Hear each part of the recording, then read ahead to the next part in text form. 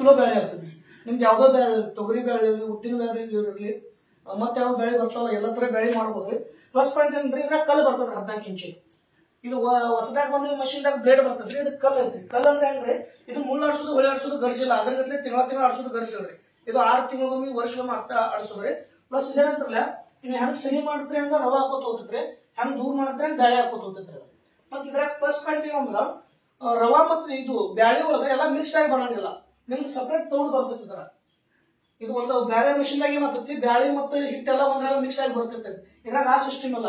ನಿಮ್ದು ಬ್ಯಾಳೆ ಏನೈತಲ್ಲ ಪ್ಯೂರ್ ಬ್ಯಾಳಿ ಇಲ್ಲಿ ಬರ್ತೈತಿ, ಇದ್ರ ಕೆಳಗಡೆ ಇಲ್ಲಿ ಪ್ಯೂರ್ ಬ್ಯಾಳಿ ಬರ್ತೈತಿ. ಇಲ್ಲಿ ಮ್ಯಾಲ ಹಾಕೋದು ಕಾಳ, ಇಲ್ಲಿ ಕಾಳ ಹಾಕಿ ಇಲ್ಲಿ ಬಿಡುದೈತ್ರಿ. ಇಲ್ಲಿ ಇದು ಕಾಳ ಡೈರೆಕ್ಟ್ ಇಲ್ಲಿ ಪಾಸ್ ಆಗ್ತೈತ್ರಿ. ಇಲ್ಲಿ ಪಾಸ್ ಹಾಕಿ ಡೈರೆಕ್ಟ್ ಪ್ಯೂರ್ ಬ್ಯಾಳಿ ಇಲ್ಲಿ ಬರ್ತೈತ್ರಿ. ನಿಮ್ಗೆ ಯಾವ್ದೋ ತೌಡ್ ಇರ್ಲಿ ಬಟ್ ಇರ್ಲಿ ಏನ್ ಬೇಕಾದಿದ್ರು ರವಾ ಮಾಡಿದ್ರೆ ಹಿಟ್ಟು ಇರ್ತೈತ್ರಲ್ಲ, ಹಿಟ್ಟೆಲ್ಲ ಹೊರಗೆ ಬರ್ತೈತ್ರಿ ದೂಸ್ ಹಾಕೋದು. ಬೇಕಾದ್ರೆ ವೇಸ್ಟ್ ಆಗಂಗಿಲ್ರಿ, ಬೇಕಾದ್ರೆ ಹಿಡ್ಕೋಬಹುದಿಲ್ಲ ಬಿಡಬಹುದು, ನಿಮಗೆ ಬಿಟ್ಟಿದ್ರ ಈ ಟೈಪ್ ಐತ್ರಿ. ಇದು ಮೋಟರ್ ಬರ್ತೈತ್ರಿ. ಇದು 1 ವರ್ಷ ಮೋಟರ್ ವಾರಂಟಿ ಬರ್ತೈತಿ. ಇದು 100% ಕಾಪರ್ ಮೋಟರ್ ಬರ್ತೈತಿ, ಸಾದಾ ಮೋಟರ್ ಬರಂಗಿಲ್ಲ. ಆಯ್ತ್ರಿ. ಇದು ಒನ್ ಟೈಮ್ ಏನಂತಲ್ಲ ನೀವು 15 kg ಹಾಕ್ಬೋದು. 1 ಗಂಟೆಗೆ ನೀವು ಬೇಳೆ ಏನಂತಲ್ಲ 3 HP ಒಳಗ 15ರಿಂದ 20 kg, ಇದು 5 HP ಒಳಗ 25ರಿಂದ 30 kg ತನಕ ಬೇಳೆ ಆಗ್ತೈತ್ರಿ. ನೀವು ಯಾವ್ದೇ ತರ ಬೇಳೆ ಮಾಡ್ರಿ, ರವಾ ಮಾಡ್ಲಿ, ಇಡ್ಲಿ ರವಾ, ಗೋಧಿ ರವಾ, ಯಾವ್ದು ಬೇಕಾದ ರವಾ ಎಲ್ಲ ಮಾಡ್ಬೋದು.